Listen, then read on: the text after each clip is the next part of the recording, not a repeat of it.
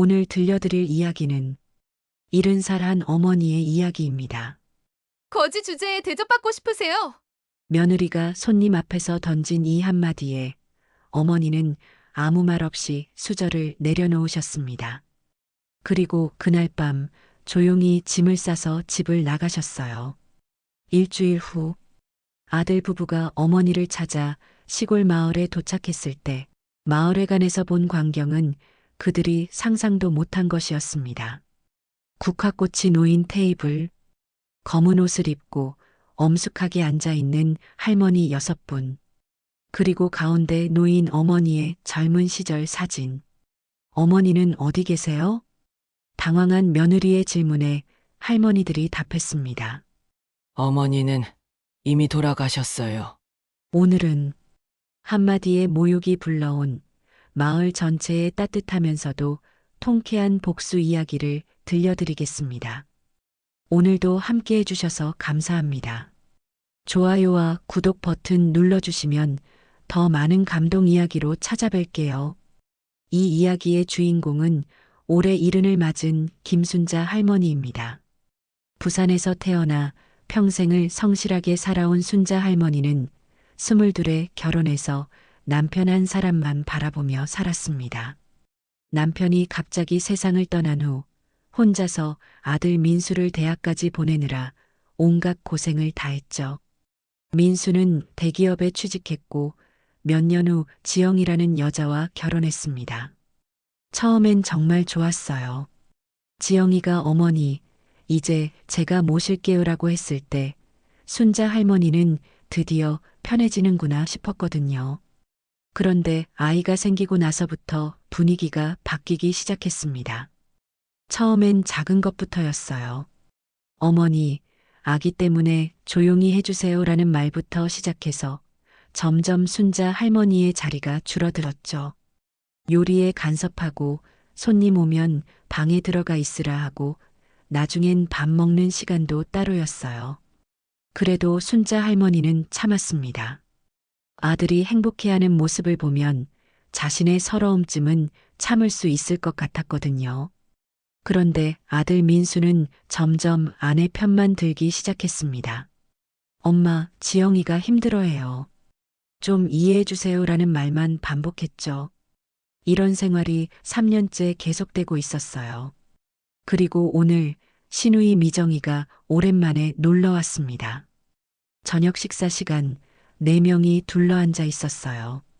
지영이가 손님이 있으니까 체면상 함께 앉을 수 있도록 상을 차렸습니다. 미정이가 갈비찜을 한 젓가락 먹고는 감탄했습니다. 와, 정말 맛있어요. 어머니, 솜씨가 늘으셨네요. 역시 어머니 손맛이에요. 그때 지영이의 얼굴이 굳어졌어요. 젓가락을 탁 내려놓으며 말했습니다. 언니, 그런 말씀 좀 마세요. 미정이가 당황스러운 표정을 지었어요. 왜요? 요즘은 제가 다 하는데요. 어머니는 그냥 얹혀 사시는 거잖아요. 식탁 분위기가 순간 차가워졌습니다. 민수는 고개를 숙이고 있었고 미정이는 어쩔 줄 몰라 했어요. 순자 할머니는 아무 말 없이 젓가락을 놓았습니다. 가슴이 뛰기 시작했어요. 하지만 지영이는 멈추지 않았습니다. 미정이가 조용히 지영아 라고 말하려는 순간이었어요. 거지 주제에 대접받고 싶으세요? 지영이의 입에서 나온 그 말에 식탁은 완전히 조용해졌습니다. 순자 할머니의 손이 살짝 떨렸어요. 가슴 깊숙한 곳에서 뭔가가 끊어지는 소리가 들리는 것 같았습니다. 거지. 평생 남에게 손 벌리지 않고 살아온 자신을 며느리가 거지라고 했습니다. 그것도 남 앞에서. 엄마. 미정이가 조심스럽게 불렀지만 순자 할머니는 이미 자리에서 일어나고 있었어요. 잘 먹었다. 평소보다 더 작은 목소리로 인사하고 할머니는 자신의 방으로 향했습니다. 그날 밤 순자 할머니는 잠들지 못했어요. 창밖을 바라보면서 지난 47년을 생각해 봤습니다. 한 번도 자신을 위해 산 적이 없었는데 그 결과가 거지라는 말이었어요. 새벽 4시쯤 되어서야 결심이 섰습니다. 순자 할머니는 조용히 일어나서 작은 가방에 옷가지 몇 벌을 정리했어요. 많지 않았어요. 평생 옷 한 벌 제대로 사 입어 본 적이 없어서 가방 하나면 충분했거든요. 거울 앞에 서서 자신을 바라봤습니다. 거지. 그래, 나는 거지구나. 작게 중얼거리고 현관문을 나서기 전에 작은 쪽지를 하나 남겼어요.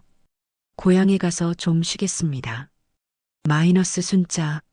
새벽 5시 첫 차를 타고 고향으로 향하면서 순자 할머니는 생각했어요. 이제 정말로 거지가 되어보자. 그리고 거지가 뭔지 보여주자. 이렇게 순자 할머니의 길고도 치밀한 복수가 시작되었습니다. 새벽 5시 20분 첫 버스에 몸을 맡긴 순자 할머니는 창밖을 바라보며 깊은 한숨을 쉬었습니다. 부산에서 고향인 경남 하동까지는 버스로 2시간 반이 걸려요. 평소 같으면 멀미 때문에 힘들어했을 텐데 오늘은 이상하게 속이 편했습니다. 고향 마을에는 15년 전에 돌아가신 친정 언니의 빈 집이 있었어요. 언니 남편도 몇 년 전에 세상을 떠났고 자식들은 모두 서울로 올라가 있어서 집만 덩그러니 남아 있었죠. 버스에서 내려 마을 입구에 도착하니 오전 8시였습니다. 마을 입구에서 첫 번째로 만난 사람은 이장 할아버지였어요. 이게 누구야? 순자 아니가? 75살인 김 이장은 순자 할머니와 어릴 때부터 같이 자란 동네 형이었습니다. 형님, 안녕하세요. 아이고, 순자야. 웬일로 여기까지? 성묘 때가 아직 멀었는데. 순자 할머니는 잠깐 망설였어요. 그냥 좀 쉬러 왔어요. 김 이장은 순자 할머니의 얼굴을 자세히 들여다봤습니다. 뭔가 평소와 달라 보였거든요. 무슨 일 있었나? 얼굴이 많이 상해 보이는데. 아니에요. 그냥 나이 들어서 그런가 봐요. 김 이장은 오랫동안 이장을 하다 보니 사람들의 사정을 대충은 눈치챌 수 있었어요. 순자 할머니가 단순히 쉬러 온 게 아니라는 걸 직감했지만 깊이 묻지는 않았습니다. 그래, 그럼 어디서 지낼 거야? 언니 집에서 지내려고 해요. 그래. 집에 가기 전에 우리 집에 들러. 할머니가 반가워할 거야. 김 이장의 아내인 영순이 할머니는 순자 할머니와 초등학교 동창이었어요. 이장 집에 들어서자마자 영순이 할머니가 반갑게 맞아주었습니다. 어머, 순자야. 웬일로? 언니, 오랜만이에요. 앉아, 앉아. 차라도 한잔하자. 영순이 할머니는 서둘러 차를 끓이며 순자 할머니를 살펴봤어요. 뭔가 이상했습니다. 평소 순자 할머니는 밝고 씩씩한 편이었는데 오늘은 어깨가 축 늘어져 있었거든요. 순자야, 무슨 일이야? 순자 할머니는 차를 한 모금 마시고 나서야 입을 열었어요. 언니, 나 며느리한테 거지라는 소리 들었어. 뭐? 영순이 할머니의 목소리가 높아졌습니다. 순자 할머니는 어제 있었던 일을 차근차근 설명했어요. 3년간 참아온 것들, 어제 시누이 앞에서 당한 모욕까지. 이런 못된. 어떻게 시어머니한테 그런 말을 해? 김 이장도 고개를 저었어요. 순자야, 너 그동안 얼마나 힘들었겠나? 그래도 참고 살았는데. 어제는 정말 견딜 수가 없었어요. 잘했어. 그런 집에서 뭐하러 눈치 보며 살아? 세 사람은 함께 언니 집으로 향했습니다. 2년 전에 돌아가신 언니 남편이 마지막까지 정성스럽게 관리했던 집이었어요. 전기, 수도는 다 나와. 당분간은 여기서 지내도 될 거야. 김 이장 부부가 돌아간 후 순자 할머니는 혼자 집안을 둘러봤어요. 언니 방 서랍에서 오래된 사진 한 장을 발견했습니다. 어릴 때 언니와 함께 찍은 사진이었죠. 언니, 나도 이제 여기서 살게 됐네. 오후 2시쯤 옆집 이 할머니가 찾아왔습니다. 순자 씨, 어제 이야기 들었어요. 정말 속상하셨겠어요. 순자 할머니는 다시 한번 어제 일을 이야기했어요. 거지라니. 어떻게 시어머니한테 그런 말을 해? 이 할머니는 진심으로 화를 냈습니다. 순자 씨, 잘 나왔어요. 그런 집에서 뭐하러 살아? 그런데 이 할머니가 갑자기 말했어요. 순자 씨, 이대로만 있을 거예요?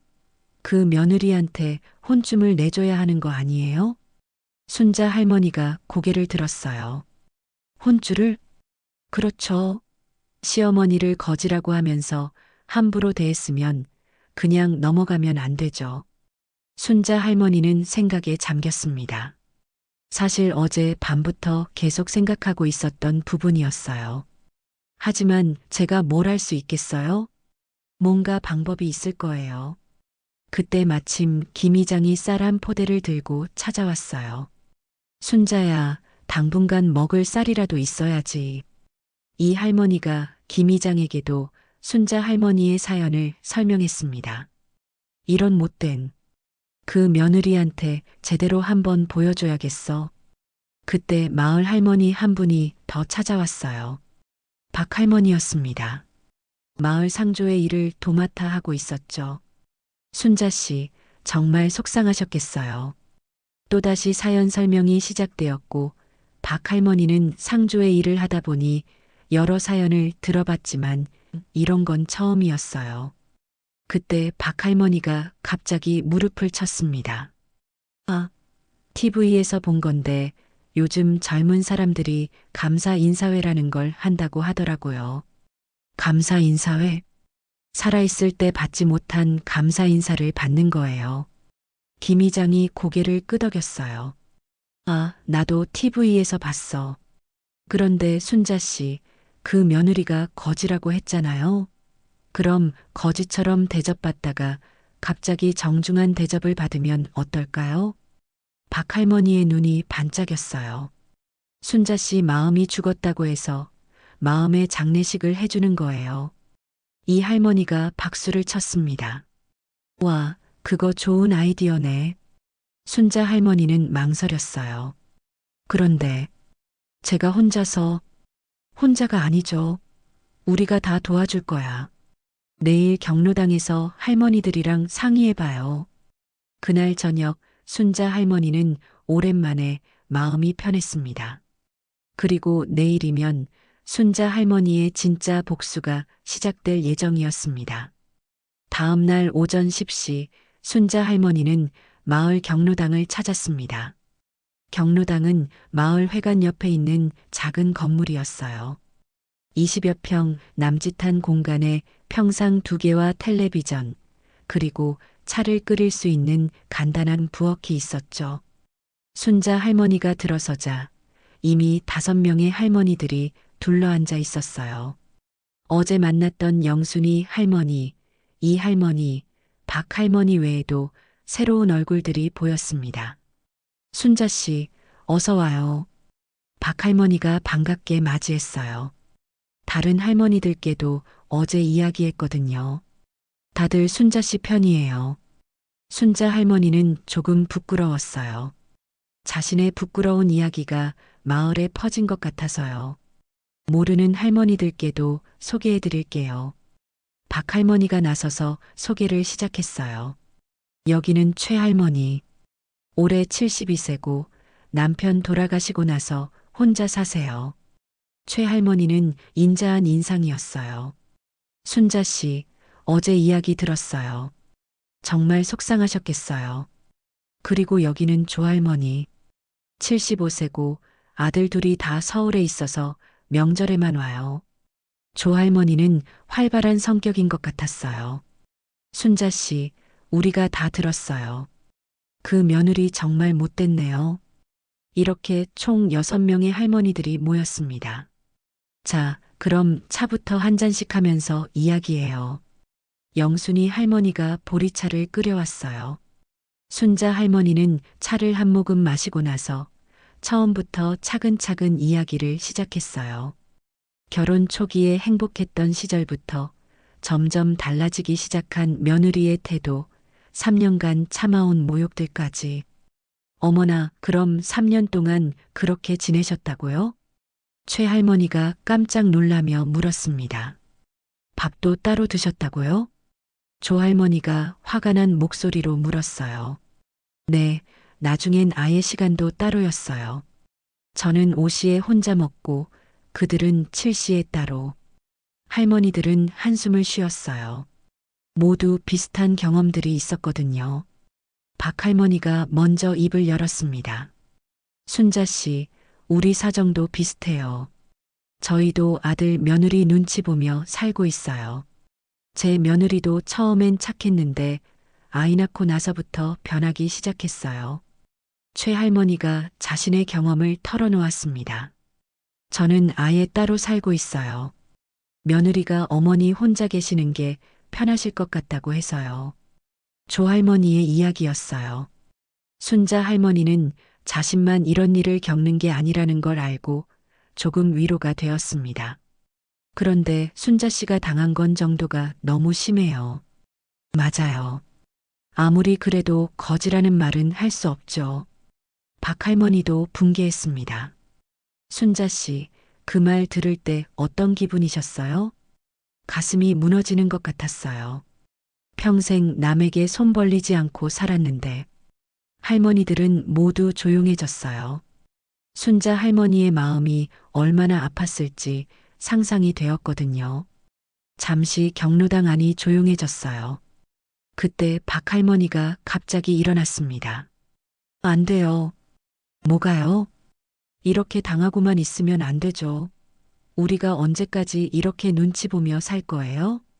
박 할머니의 목소리에 힘이 들어갔어요. 우리가 살아있을 때 제대로 대접 못 받으면 언제 받아요? 조 할머니가 맞장구 쳤습니다. 맞아요. 죽어서 받을 거예요? 그때는 이미 늦었는데. 그러게요. 평생 참고 살다가 죽으면 그때 가서야 고인을 그리워하며 이런 말 듣는다고 해서 뭐해요? 이 할머니도 격하게 반응했어요. 여러분, 어제도 이야기했지만 순자 씨를 위해서 뭔가 해봅시다. 박 할머니가 다시 입을 열었습니다. 어제 말했던 그것 말이에요. 감사 인사회요. TV에서 본 건데 요즘 젊은 사람들이 살아있을 때 미리 감사 인사를 받는 행사를 한다고 해요. 박 할머니가 설명했습니다. 그런데 저는 좀 다르게 생각해 봤어요. 순자 씨 며느리가 거지라고 했잖아요. 그럼 우리가 순자 씨 마음의 장례식을 해주는 거예요. 마음의 장례식? 네. 며느리한테 상처받은 순자 씨의 마음이 죽었다고 해서 그 마음을 위한 추도식을 하는 거죠. 할머니들이 점점 흥미로워했어요. 그럼 그 며느리가 와서 그걸 보면 얼마나 놀라겠어요? 그런데 제가 혼자서 어떻게 해요? 순자 할머니는 여전히 걱정이 많았어요. 혼자가 아니에요. 우리가 다 도와드릴게요. 영순이 할머니가 힘주어 말했어요. 맞아요. 우리 마을 할머니들이 뭉치면 못할 게 없어요. 박 할머니가 손가락을 꼽으며 설명했습니다. 일단 장소는 마을 회관을 빌리면 되고 분위기 만들 것들은 제가 준비할게요. 그건 제가 할게요. 조 할머니가 자원했어요. 저희 집 앞에 꽃집 해요. 음식은 제가 할게요. 영순이 할머니가 나섰어요. 순자 할머니는 감격했어요. 이렇게 많은 분들이 자신을 위해 나서주다니. 그럼 일단 오늘은 계획만 세우고 내일부터 본격적으로 준비해 봅시다. 자, 그럼 결정됐어요.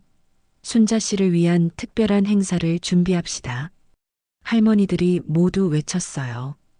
그날 오후 순자 할머니는 언니 집으로 돌아가는 길에 마음이 한결 가벼웠어요.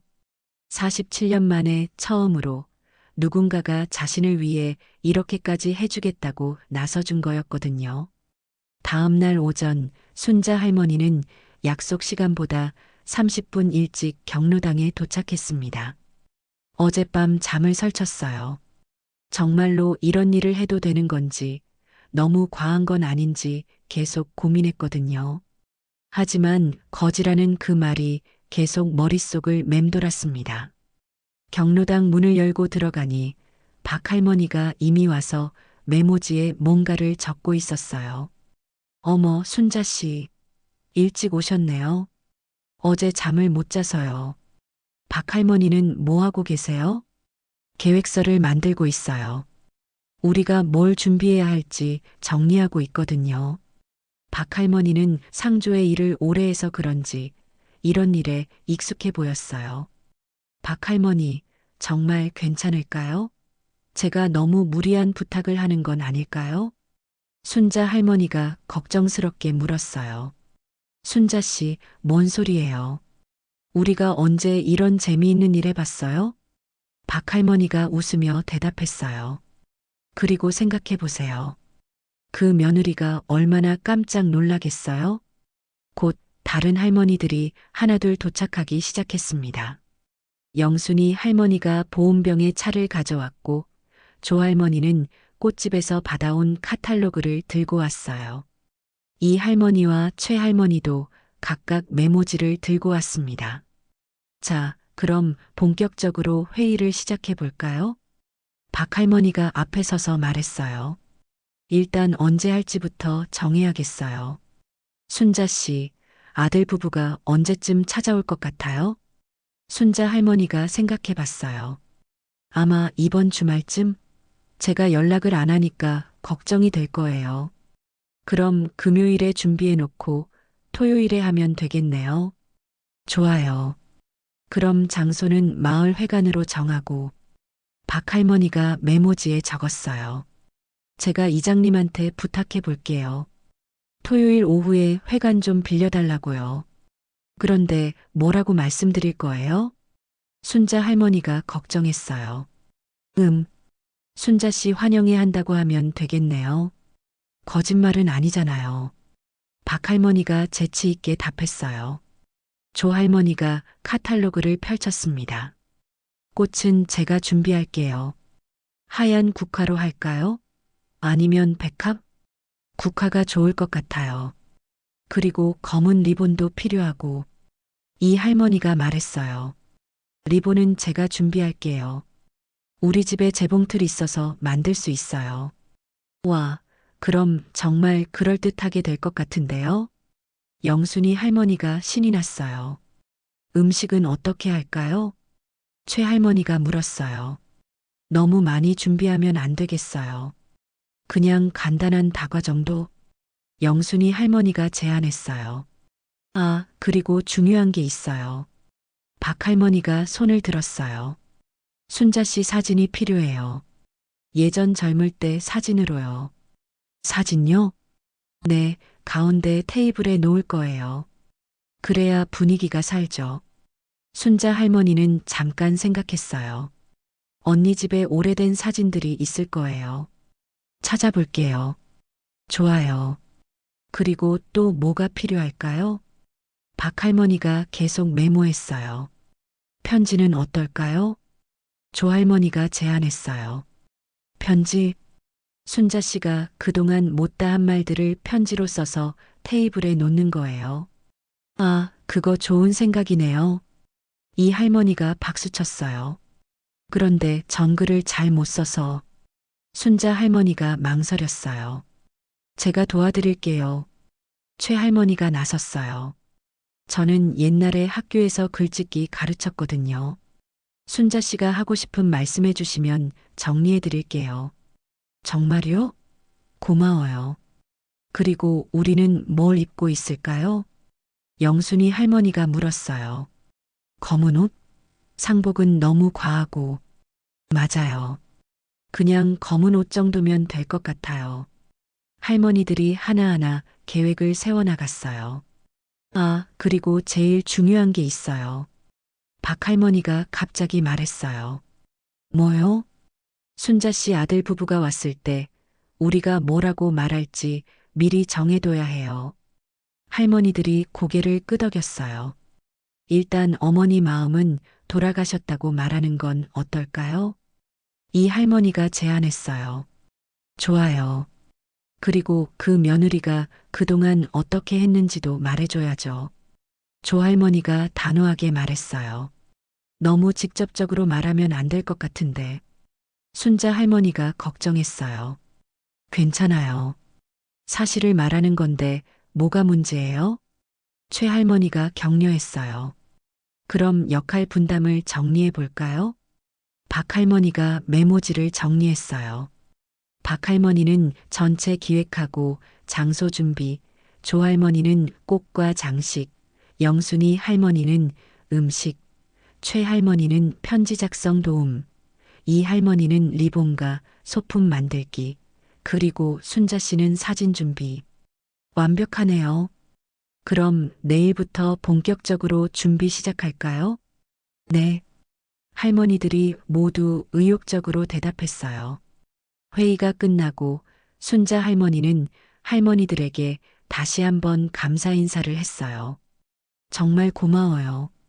저 때문에 이렇게까지. 뭐려? 우리가 재미있어서 하는 거예요. 박 할머니가 웃었어요. 그리고 순자 씨, 이제 마음 편히 가지세요. 우리가 다 해드릴 테니까요. 영순이 할머니가 순자 할머니의 어깨를 토닥였어요. 집으로 돌아가는 길에 순자 할머니는 생각했어요. 정말 이런 일이 일어날까? 47년 만에 처음으로 누군가가 나를 위해. 그날 밤부터 마을 할머니들의 본격적인 준비가 시작될 예정이었습니다. 한 며느리의 모욕에 분노한 할머니들의 특별한 복수 작전이요. 다음 날 아침부터 마을이 분주해졌습니다. 박 할머니는 새벽 7시에 일어나서 김 이장을 찾아갔어요. 이장님, 부탁이 있어요. 뭔 부탁인데? 토요일 오후에 마을 회관 좀 빌려주세요. 순자 씨 환영회를 하려고요. 김 이장은 순자 할머니 사정을 아니까 흔쾌히 승낙했어요. 그래, 좋은 일이네. 열쇠는 언제 가져갈래? 금요일 오후에 가져갈게요. 미리 준비할 게 있어서요. 한편 조할머니는 꽃집으로 향했습니다. 사장님, 하얀 국화 20송이하고 백합 10송이 주세요. 어머, 무슨 일 있으세요? 아, 마을에 좋은 일이 있어서요. 그리고 혹시 화환도 만들어주세요? 어떤 화환요? 순자 할머니를 위하여 이렇게 써주세요. 꽃집 사장은 고개를 갸웃했지만 단골 손님이니까 그냥 주문받았어요. 이 할머니는 집에서 재봉틀을 꺼냈습니다. 검은 천을 사다가 리본을 만들기 시작했어요. 의자에 묶을 리본, 테이블에 깔 검은 천, 작은 장식용 리본들까지. 어머니, 뭐 하세요? 딸이 전화로 물어봤어요. 응, 마을 행사 준비하는 거야. 너무 바빠서 나중에 전화할게. 영순이 할머니는 부엌에서 분주했습니다. 간단한 다과라고 했지만 그래도 제대로 하고 싶었어요. 송편도 만들고 차도 끓이고 과일도 예쁘게 깎았습니다. 여보, 뭐 이렇게 많이 해? 김 이장이 물어봤어요. 순자 씨 환영회니까 제대로 해야지. 최 할머니는 순자 할머니와 함께 편지를 썼습니다. 순자 씨, 그 며느리한테 하고 싶었던 말이 뭐예요? 순자 할머니가 생각해 봤어요. 나도 사람인데 왜 거지 취급을 했냐는 말이요. 그리고요? 평생 아들 위해 살았는데 이런 대접받을 일이냐는 것도요. 최 할머니가 정성스럽게 편지를 써내려갔어요. 며느리 지영 씨에게. 나는 평생 남에게 손 벌리지 않고 살았습니다. 아들 하나 제대로 키우겠다고 온갖 고생을 다했습니다. 그런 내가 거지입니까? 내 마음은 그날 죽었습니다. 이제라도 사람 대접받고 싶습니다. 이렇게 쓰면 어떨까요? 순자 할머니가 편지를 읽어보니 눈물이 났어요. 완벽해요. 제 마음을 그대로 써주셨네요. 목요일 저녁 할머니들이 다시 경로당에 모였습니다. 각자 준비한 것들을 확인해 봤어요. 꽃은 준비됐고요. 화환도 내일 완성된대요. 조할머니가 보고했어요. 리본들도 다 만들었어요. 생각보다 예쁘게 나왔네요. 이 할머니가 만든 리본들을 보여줬어요. 음식도 거의 준비됐고 내일 아침에 마지막 손질할게요. 영순이 할머니도 준비 상황을 알려줬어요. 편지도 완성됐어요. 순자 씨가 만족해 하시네요. 최 할머니가 편지를 보여줬어요. 그리고 사진도 찾았어요. 순자 할머니가 오래된 사진을 꺼냈어요. 30대 때 찍은 사진으로 환하게 웃고 있는 모습이었어요. 어머, 순자 씨 정말 예뻤네요. 할머니들이 감탄했어요. 그런데 내일 우리가 몇 시에 모일까요? 박 할머니가 물었어요. 아들 부부가 언제 올지 모르니까 오후 1시에 다 준비해 놓고 기다리면 될 것 같아요. 좋아요. 그럼 12시에 모여서 1시간 동안 세팅하고 기다리죠. 그런데 순자 씨는 어떻게 해요? 같이 있으면 안 되잖아요. 이 할머니가 물었어요. 아, 맞다. 순자 씨는 어디 숨어 있어야 해요. 회관 뒷문 쪽에 작은 방이 있어요. 거기서 기다리면 될 것 같아요. 박 할머니가 제안했어요. 그리고 아들 부부가 오면 우리가 먼저 상황 설명하고 그 다음에 순자 씨가 나타나는 거죠? 네, 맞아요. 타이밍이 중요해요. 금요일 오후 드디어 마을 회관의 모든 준비가 시작되었습니다. 박 할머니가 열쇠를 받아와서 문을 열었어요. 자, 이제 시작해 봅시다. 할머니들이 분주하게 움직였어요. 먼저 테이블을 가운데 놓고 검은 천을 깔았습니다. 그 위에 순자 할머니의 사진을 놓고 양쪽에 하얀 국화를 꽂았어요. 의자들을 둥글게 배치하고 하나하나에 검은 리본을 묶었습니다. 입구에는 조할머니가 준비한 화환을 놓았어요. 순자 할머니를 위하여라고 쓰인 화환이 정말 그럴듯했어요. 어머, 이거 정말 그럴듯하네요. 영순이 할머니가 감탄했어요. 진짜 추도식 같아요. 최 할머니도 놀라워했어요. 한쪽에는 영순이 할머니가 준비한 다가를 놓았고 편지는 액자에 넣어서 사진 옆에 세워뒀어요. 완벽해요. 박 할머니가 만족스러워했어요. 그런데 우리 연습 좀 해볼까요? 이 할머니가 제안했어요. 연습? 네, 아들 부부가 왔을 때 우리가 뭐라고 말할지요. 할머니들이 각자 자리에 앉았어요.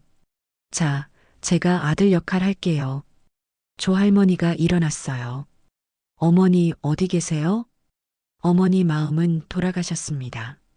박 할머니가 엄숙하게 대답했어요. 그동안 며느리분이 어머니를 어떻게 대했는지 아세요? 영순이 할머니가 이어서 말했어요. 우리가 다 봤어요. 거지라고 하면서 무시하는 걸요. 이 할머니가 단호하게 말했어요. 좋아요. 이렇게 하면 될 것 같아요. 모든 준비가 끝나고 할머니들은 뿌듯해했어요. 내일이면 정말 시작되는 거네요. 순자 할머니가 떨리는 목소리로 말했어요. 순자 씨, 걱정 마세요. 우리가 다 해드릴게요. 박 할머니가 격려했어요. 47년 만에 처음으로 주인공이 되는 거예요. 그날 밤 순자 할머니는 다시 잠을 설쳤어요. 하지만 어제와는 달리 기대 때문이었어요. 과연 내일 아들과 며느리가 와서 이 모든 걸 보면 어떤 반응을 보일까? 그리고 자신은 정말로 당당해질 수 있을까?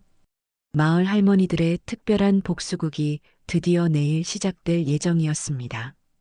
토요일 오전 11시 순자 할머니는 창밖을 바라보며 가슴이 두근거렸습니다.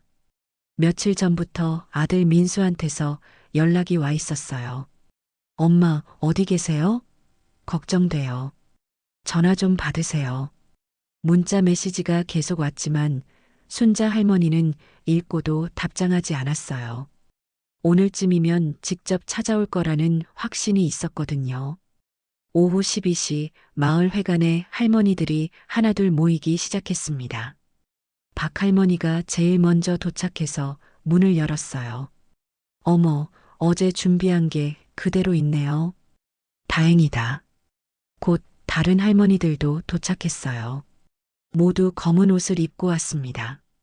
와, 우리 정말 그럴듯하게 입고 왔네요. 조할머니가 웃으며 말했어요.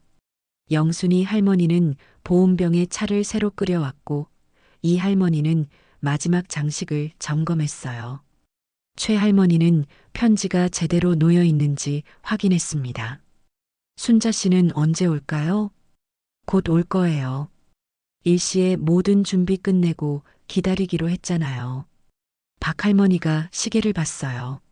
12시 30분 순자 할머니가 도착했습니다. 회관문을 열고 들어선 순자 할머니는 깜짝 놀랐어요. 어제 봤을 때도 잘 준비됐다고 생각했는데 오늘 보니 정말 진짜 추도식 같았거든요. 가운데 테이블에 놓인 자신의 젊은 시절 사진, 그 주변을 둘러싼 하얀 국화들, 검은 리본이 메어진 의자들, 엄숙한 분위기. 어머, 이게 정말 제 추도식인가요? 순자 할머니가 떨리는 목소리로 말했어요. 맞아요. 순자 씨 마음의 추도식이에요. 박 할머니가 자랑스럽게 대답했어요. 그런데 진짜 죽은 것 같아서 좀 무섭네요. 순자 할머니가 쓴웃음을 지었어요. 괜찮아요. 우리가 살려드릴게요. 이 할머니가 농담을 했어요. 할머니들은 각자 자리에 앉아서 마지막 점검을 했습니다. 혹시 빼먹은 거 없을까요? 향은 어떨까요? 진짜 같으려면 향 냄새도 나야 하는데. 조할머니가 제안했어요. 아, 맞다. 제가 집에서 향 가져올게요. 최할머니가 급히 뛰어나갔어요. 10분 후 돌아와서 향을 피웠습니다. 은은한 향 냄새가 회관 안에 퍼졌어요. 이제 완벽하네요. 일시가 되었습니다. 모든 준비가 끝났어요. 순자 씨, 이제 뒷방으로 가서 기다리세요. 아들 부부가 오면 저희가 먼저 설명할게요. 박 할머니가 순자 할머니를 뒷방으로 안내했어요. 너무 떨려요. 걱정 마세요. 우리가 잘 해낼게요. 그리고 순자 씨는 언제 나올지 타이밍만 잘 맞추시면 돼요. 언제 나가면 돼요? 저희가 상황 설명 다 끝내면 박수 소리를 낼게요. 그때 나오세요. 할머니들은 각자 정해진 자리에 앉았어요.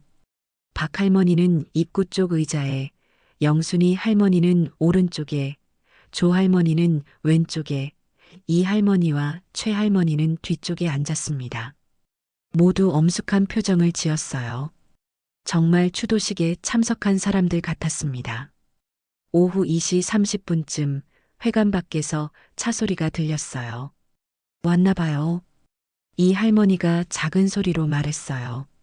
쉿, 조용히 해요. 엄숙하게. 박 할머니가 다른 할머니들에게 신호를 보냈어요. 회관문이 천천히 열렸습니다. 민수가 먼저 들어왔고 그 뒤로 지영이가 따라 들어왔어요. 민수가 회관 안을 보고 깜짝 놀랐어요. 향 냄새부터 시작해서 검은 리본들, 하얀 국화들, 그리고 엄숙하게 앉아있는 할머니 5명. 이게 뭐예요? 지영이도 당황스러워했어요. 가운데 테이블에 놓인 시어머니의 사진을 보고는 더욱 놀랐습니다. 어머니는 어디 계세요? 민수가 떨리는 목소리로 물었어요.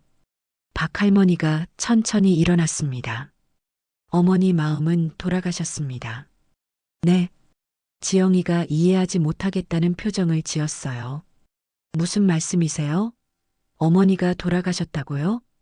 영순이 할머니가 차분하게 설명했어요. 몸은 살아계시지만 마음은 죽으셨어요. 며느리한테 받은 상처 때문에요. 상처? 민수가 고개를 갸웃했어요. 조할머니가 단호하게 말했어요. 우리가 다 들었어요. 며느리가 시어머니한테 뭐라고 했는지요. 거지 주제에 대접받고 싶으세요? 이런 말을 어떻게 시어머니한테 해요? 이 할머니가 따졌어요. 지영이의 얼굴이 빨개졌어요. 그건 제가 순간 화가 났다고 해서 될 말이 있고 안 될 말이 있는 거 아니에요? 최 할머니가 엄하게 말했어요. 민수가 당황스러워했어요. 할머니들, 저희가 잘못했습니다. 그런데 엄마는 정말 어디 계세요? 여기 편지 좀 읽어보세요. 박 할머니가 테이블 위에 편지를 가리켰어요. 민수가 편지를 집어들고 읽기 시작했어요. 며느리 지영 씨에게 나는 평생 남에게 손 벌리지 않고 살았습니다. 아들 하나 제대로 키우겠다고 온갖 고생을 다했습니다. 그런 내가 거지입니까? 내 마음은 그날 죽었습니다. 이제라도 사람 대접받고 싶습니다. 편지를 다 읽은 민수의 얼굴이 창백해졌어요. 지영이도 편지 내용을 엿봤는데 점점 고개를 숙였습니다. 어머니가 정말 이런 마음이셨구나. 민수가 중얼거렸어요. 그동안 우리는 몰랐나 봐요. 몰랐다고요? 영순이 할머니가 화를 냈어요. 3년 동안 어머니가 얼마나 힘들어 하셨는데 그걸 몰랐다고요? 밥도 따로 드시게 하고 손님 오면 방에 들어가라고 하고 이런 걸 몰랐다고요? 조할머니도 분개했어요. 할머니들이 하나씩 순자 할머니가 당한 일들을 나열하기 시작했어요. 어머니가 울면서 우리한테 하소연하셨어요. 며느리가 날거지 취급한다고 말씀하셨어요. 그런데도 참고 계셨던 거예요. 아들이 행복했으면 좋겠다고. 지영이는 점점 작아졌어요. 할머니들 앞에서 기가 죽었거든요. 민수도 고개를 들지 못했어요. 정말 죄송합니다. 저희가 너무 무심했어요. 그때 박 할머니가 박수를 3번 쳤습니다. 뒷문이 열리고 순자 할머니가 천천히 나타났습니다. 검은 옷을 입은 순자 할머니의 모습을 본 순간 민수와 지영이는 더욱 놀랐어요. 엄마, 민수가 달려가려고 했지만 순자 할머니는 손을 들어 제지했어요. 이제야 대접받네요. 순자 할머니가 차분하게 말했어요. 마음이 죽고 나서야 이런 대접을 받다니. 회관안이 조용해졌어요. 순자 할머니의 등장으로 진짜 복수의 클라이맥스가 시작된 거였습니다. 순자 할머니의 등장으로 회관안은 완전히 조용해졌습니다. 민수는 어머니를 보고 달려가려 했지만 순자 할머니의 차가운 눈빛에 발걸음이 멈췄어요. 엄마, 정말 걱정했어요. 걱정? 순자 할머니가 쓸쓸하게 웃었어요.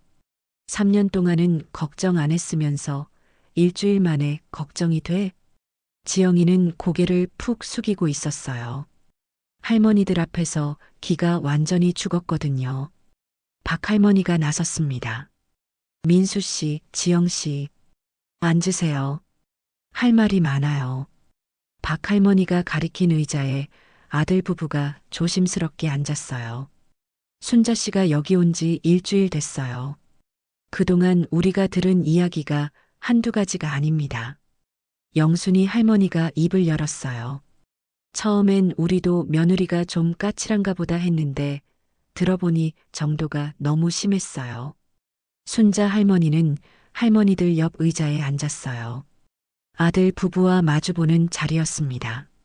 순자 씨, 그때 일 다시 말해보세요. 최 할머니가 격려했어요. 순자 할머니가 천천히 입을 열었습니다. 처음에는 정말 행복했어. 민수가 좋은 며느리 데려와서 이제 편해지는구나 했지. 민수가 고개를 들어 어머니를 바라봤어요. 그런데 손자 태어나고 나서부터 달라지기 시작했어. 조금씩, 조금씩. 어떻게 달라졌는데요? 민수가 조심스럽게 물었어요. 처음엔 TV 소리 좀 줄여주세요였지. 그 다음엔 손님 오면 방에 계세요가 됐고, 순자 할머니의 목소리에 서러움이 묻어났어요. 나중엔 밥도 따로 먹게 됐지.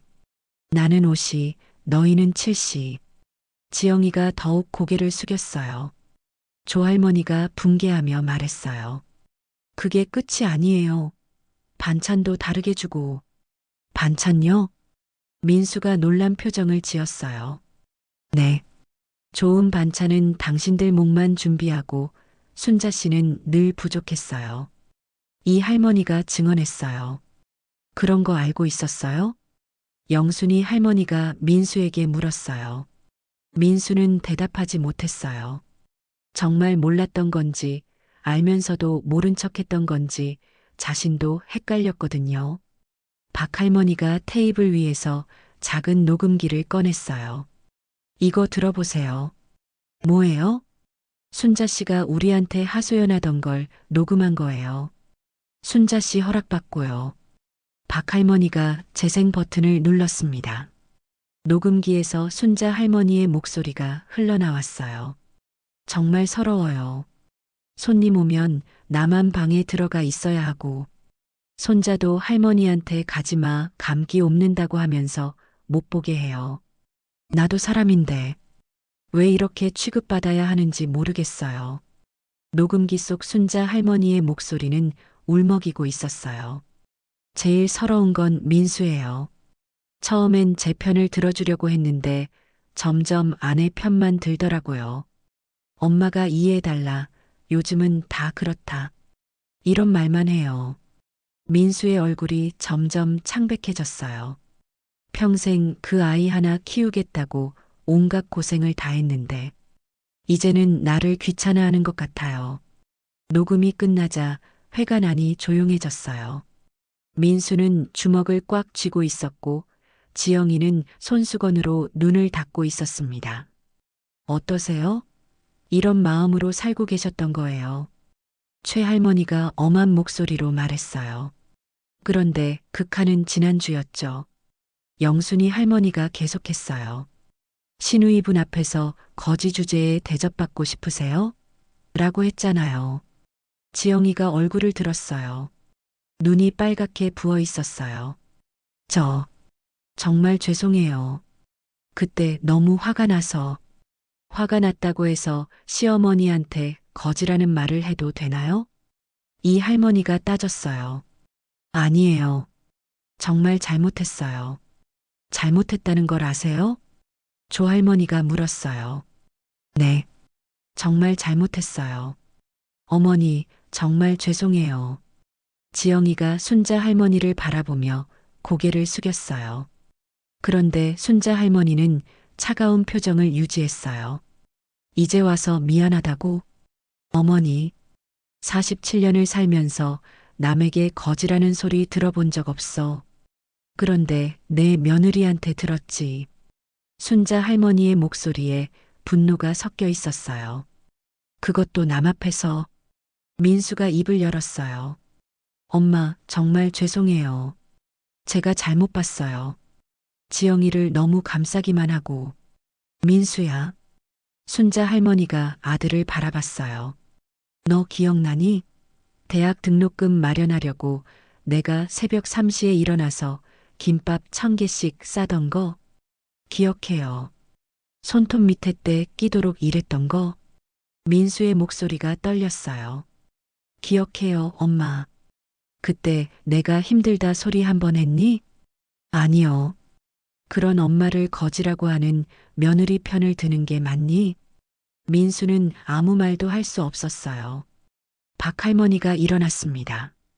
우리는 순자 씨가 너무 불쌍했어요. 그래서 이런 자리를 만든 거예요. 살아있을 때 제대로 된 대접 한번 받아보라고 말이에요. 영순이 할머니가 덧붙였어요. 죽어서야 고인을 그리워하며 이런 말 들으면 뭐해요? 살아있을 때 해줘야죠. 조 할머니의 말에 다른 할머니들이 고개를 끄덕였어요. 순자 할머니가 천천히 일어났습니다. 지영아. 지영이가 고개를 들었어요. 나도 사람이야. 거지가 아니라고. 네. 죄송해요, 어머니. 미안하다고 해서 죽은 마음이 살아나니? 순자 할머니의 말에 지영이는 더 이상 할 말이 없었어요. 이제 할머니들의 증언이 끝나고 순자 할머니의 진짜 심경이 드러난 순간이었습니다. 과연 이 복수극이 어떻게 끝날지 모든 사람들이 숨을 죽이고 지켜보고 있었어요. 순자 할머니가 지영이를 바라보며 말했습니다. 지영아, 너는 나를 거지라고 했지? 어머니, 정말 죄송해요. 지영이의 목소리가 떨렸어요. 거지가 뭔지 알아? 순자 할머니가 천천히 회관 가운데로 걸어 나갔어요. 거지는 남에게 손 벌리고 구걸하는 사람이야. 그런데 나는 평생 남에게 손 한 번 벌린 적 없어. 할머니들이 모두 고개를 끄덕였어요. 오히려 너희한테 주기만 했지. 내 청춘도, 내 건강도, 내 모든 걸 다 줬어. 순자 할머니의 목소리에 힘이 들어갔어요. 그런 내가 거지라면 진짜 거지가 뭔지 보여줄게. 박 할머니가 일어났습니다. 순자 씨 말이 맞아요. 우리가 다 봤거든요. 뭘 보셨다고요? 민수가 조심스럽게 물었어요. 순자 씨가 여기 온 첫날부터 지금까지요. 영순이 할머니가 대답했어요. 아무것도 없이 작은 가방 하나만 들고 오셨어요. 그런데도 민폐 끼치면 안 된다고 하시면서 혼자 다 하려고 하셨거든요. 조 할머니가 증언했어요.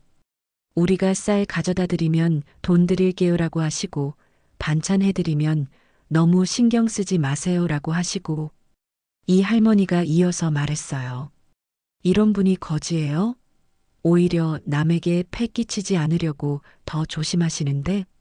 최 할머니가 분개했어요. 민수가 고개를 떨구었어요. 정말 제가 잘못 봤어요. 그때 순자 할머니가 다시 말했습니다. 민수야, 그리고 지영아. 너희가 진짜 무서운 게 뭔지 알아? 두 사람이 순자 할머니를 바라봤어요. 나를 거지라고 한 그 순간부터 너희는 나를 사람으로 안 본다는 뜻이거든. 회관 안이 조용해졌어요. 사람으로 보지 않으니까 밥도 따로 먹이고 손님 오면 숨기고 손자도 못 보게 하는 거야. 순자 할머니의 말에 지영이가 흐느끼기 시작했어요. 그런데 신기한 건 뭔지 알아? 여기 할머니들은 나를 사람으로 봐줘. 박 할머니가 순자 할머니 옆에 섰습니다. 당연하죠. 순자 씨는 우리의 소중한 친구예요. 그동안 얼마나 힘드셨을까 생각하니까 마음이 아팠어요. 영순이 할머니도 순자 할머니 옆에 섰어요. 그래서 우리가 나섰죠. 순자 씨도 한 번은 주인공이 되어 보셔야 한다고. 조 할머니, 이 할머니, 최 할머니도 하나씩 순자 할머니 곁에 모였어요. 6 할머니가 나란히 서 있는 모습을 보니 민수와 지영이는 압도당했어요. 이게 진짜 가족이야. 순자 할머니가 할머니들을 바라보며 말했어요. 피 한 방울 안 섞인 사이인데도 나를 사람으로 대해주고 내 마음을 헤아려줘. 그런데 정작 내 가족은 나를 거지 취급했지. 지영이가 무릎을 꿇었어요. 어머니, 정말 죄송해요. 제가 정말 잘못했어요. 무릎 꿇는다고 해서 달라질 게 있어? 순자 할머니가 차갑게 말했어요. 그동안 나를 어떻게 대했는지 다 기억해? 기억해요. 정말 잘못했어요. 민수도 일어나서 어머니 앞에 무릎을 꿇었어요. 엄마, 저도 잘못했어요. 지영이 편만 들고 엄마 마음은 헤아리지 못했어요. 이제 와서? 순자 할머니의 목소리가 더욱 차가워졌어요. 47년을 살면서 이런 모욕은 처음이야. 그것도 내 며느리한테. 박 할머니가 나섰습니다. 순자 씨, 그분들이 진심으로 반성하는 것 같은데. 박 할머니. 순자 할머니가 박 할머니를 바라봤어요. 저분들이 진심으로 반성한다면 왜 3년 동안 몰랐을까요? 할머니들도 고개를 끄덕였어요. 맞아요. 3년 동안 순자 씨가 얼마나 힘들어 하셨는데. 조 할머니가 맞장구 쳤어요. 눈앞에서 일어나는 일인데 정말 몰랐을까요? 이 할머니도 의심스럽다는 표정을 지었어요. 민수가 고개를 들었어요. 정말, 정말 몰랐어요. 지영이가 엄마를 배려한다고 생각했어요. 배려? 영순이 할머니가 코웃음 쳤어요. 밥 따로 먹게 하는 게 배려예요? 손님 앞에서 거지라고 하는 게 배려예요? 아니에요. 제가 잘못 생각했어요. 그때 지영이가 떨리는 목소리로 말했어요. 할머니들, 제가 정말 잘못했어요. 어떻게 하면 용서받을 수 있을까요? 최 할머니가 엄하게 대답했어요. 용서는 순자 씨가 하는 거예요. 우리가 할 수 있는 게 아니죠.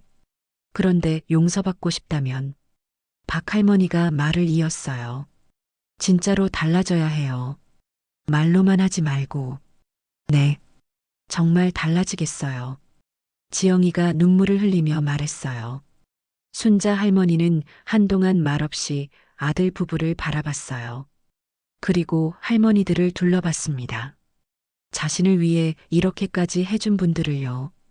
고마워요, 할머니들. 순자 할머니가 할머니들에게 고개를 숙였어요. 47년 만에 처음으로 사람 대접받았어요.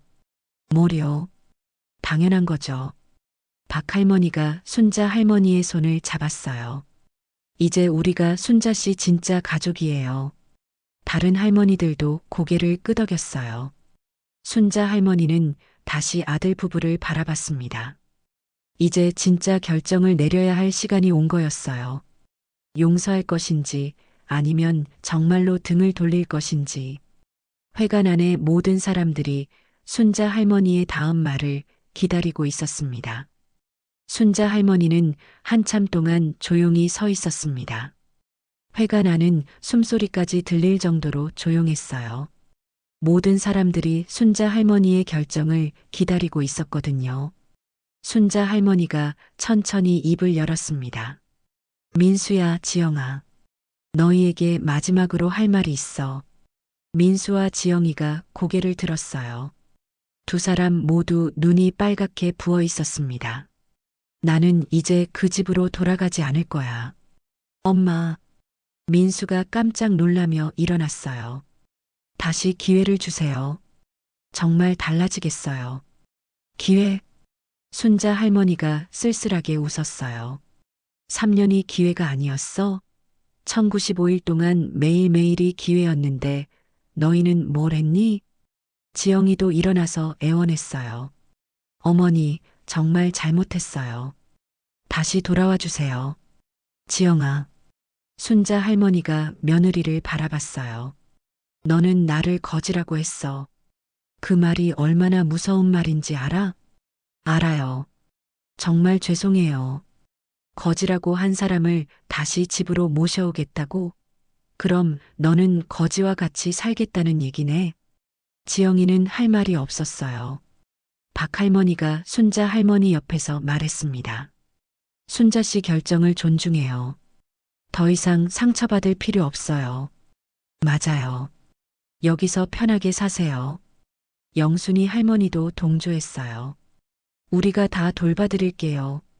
조 할머니가 순자 할머니의 어깨에 손을 올렸어요. 민수가 절망적인 표정을 지었어요. 엄마, 정말 안 되나요? 제가 보증할게요. 지영이가 정말 달라질 거예요. 보증? 순자 할머니가 아들을 바라봤어요. 3년 전에도 그런 말 했었지. 지영이가 좋은 아이야. 엄마를 잘 모실 거야 하면서. 그건 그 보증이 어떻게 됐는지 우리 다 봤잖아. 이 할머니가 따져 물었어요. 순자 할머니가 회관을 천천히 둘러봤습니다. 이곳을 봐. 내가 평생 받아보지 못한 대접을 여기서 받았어. 가운데 테이블에 자신의 사진, 하얀 국화들, 정성스럽게 준비된 모든 것들을 바라봤어요. 47년 만에 처음으로 누군가가 나를 위해 이렇게 해줬어. 엄마. 그런데 왜 내가 다시 거지 취급받으러 가야 하니? 순자 할머니의 말에 민수는 아무 대답도 할 수 없었어요. 순자 할머니가 가방에서 작은 봉투를 꺼냈습니다. 이게 뭔지 알아? 뭐예요? 내가 평생 모은 돈이야. 많지는 않지만 2천만 원 정도 돼. 민수와 지영이가 놀란 표정을 지었어요. 엄마, 그런 돈이 어디 있었어요? 너희가 관심 없었으니까 몰랐겠지. 조금씩 조금씩 모았어. 너희한테 짐이 되지 않으려고. 순자 할머니가 봉투를 박 할머니에게 건넸어요. 박 할머니, 이걸 마을 복지센터에 기부해 주세요.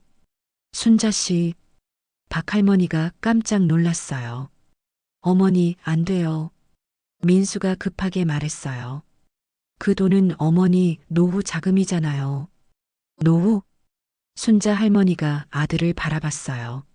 내 노후를 책임져 줄 거야? 지금까지처럼 거지 취급하면서? 그런 게 아니라. 그럼 뭐야? 내 돈은 아까워하면서 나는 거지라고 해도 되는 거야? 지영이가 눈물을 흘리며 말했어요. 어머니, 그 돈은 어머니 것이에요. 기부하지 마세요. 내 돈을 내가 어떻게 쓰든 상관없잖아. 순자 할머니가 단호하게 말했어요. 어차피 거지한테는 돈이 필요 없어. 구걸해서 살면 되니까. 최 할머니가 나섰어요. 순자 씨, 너무 극단적으로 생각하지 마세요. 극단적이요? 그래도 가족인데. 가족이면 거지라고 해도 되나요? 순자 할머니가 되물었어요. 가족이면 3년 동안 무시해도 되나요? 최 할머니도 할 말이 없었어요. 조 할머니가 민수에게 말했어요. 민수 씨, 이제 그만하세요. 순자 씨 마음을 더 이상 아프게 하지 말고. 하지만이 뭐예요?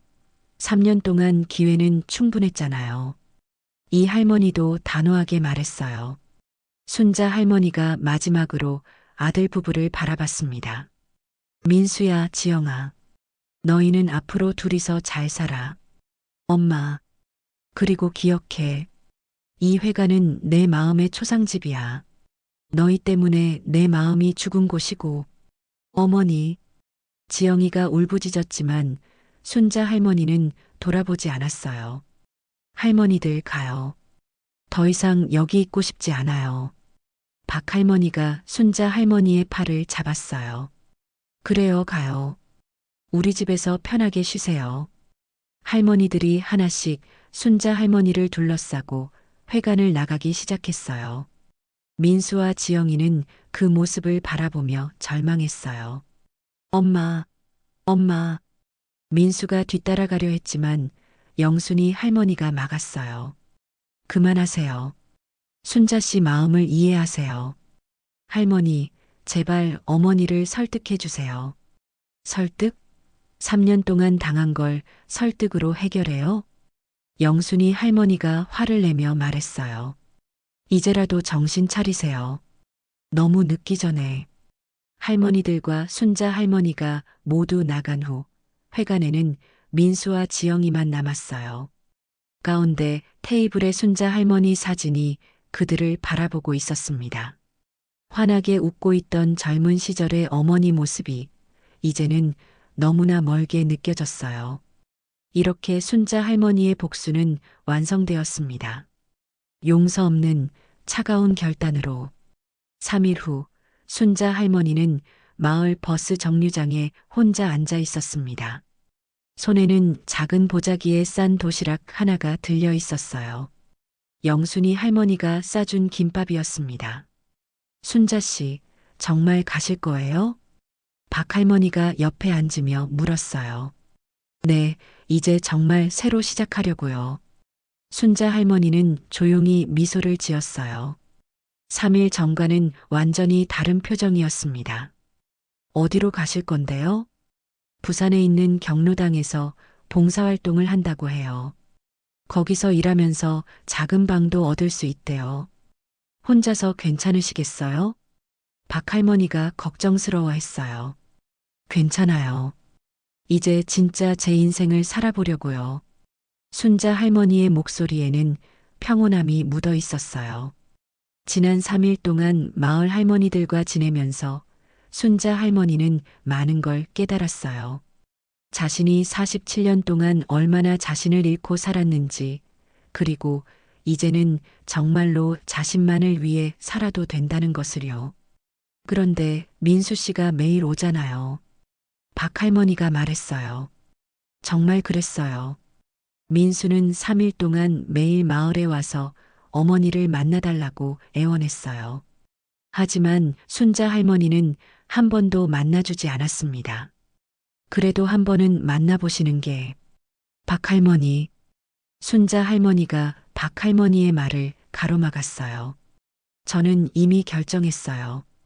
더 이상 그 사람들과는 상관없이 살 거예요. 하지만 그래도 아들인데 47년 동안 아들을 위해 살았으니 이제는 나를 위해 살아도 되잖아요.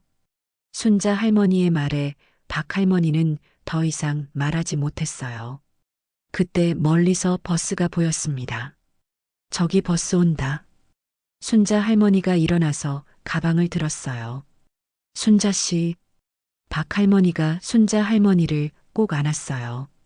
고마웠어요, 박 할머니. 정말로. 저희가 뭘 해드렸다고. 제 인생에서 처음으로 누군가가 저를 위해 뭔가를 해준 거예요. 순자 할머니의 목소리가 약간 떨렸어요. 47년 만에 처음으로 주인공이 되어봤어요. 버스가 정류장에 섰어요.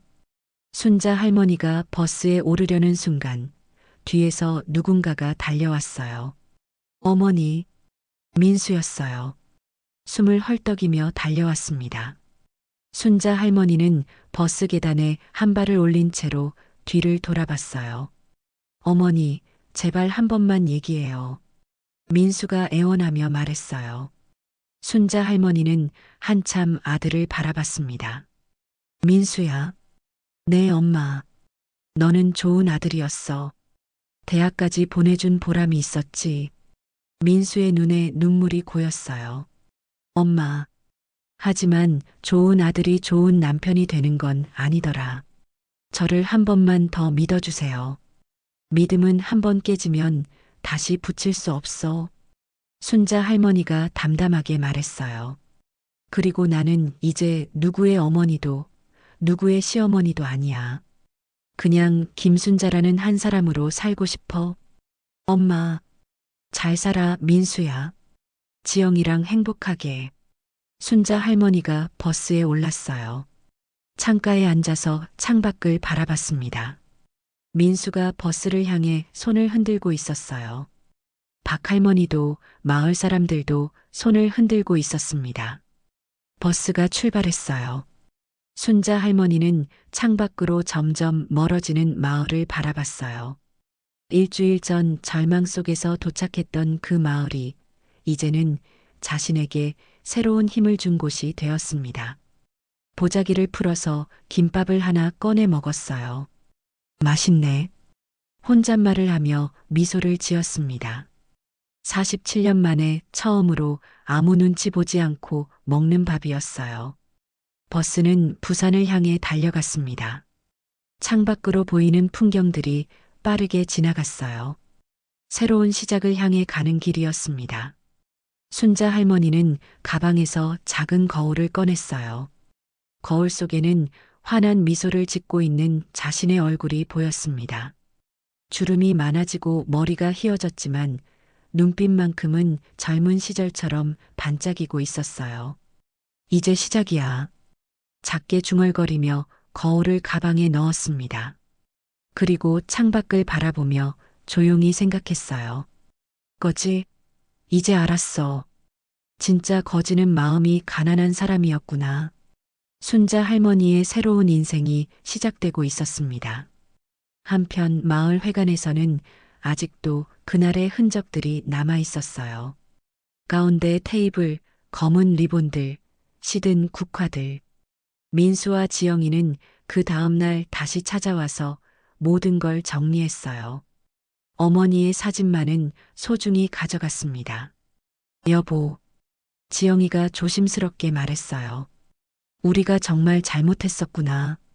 민수는 아무 말 없이 고개만 끄덕였어요. 그들도 이제야 깨달았습니다. 무엇을 잃었는지를요. 여러분, 오늘 이야기 어떠셨나요? 47년을 참고 살다가 마침내 자신의 존엄을 되찾은 한 할머니의 이야기였습니다. 때로는 용서보다 당당함이 필요할 때가 있는 것 같아요. 순자 할머니처럼 말이죠. 구독과 좋아요, 그리고 댓글로 여러분의 생각을 들려주세요. 다음에도 더 좋은 이야기로 찾아뵙겠습니다.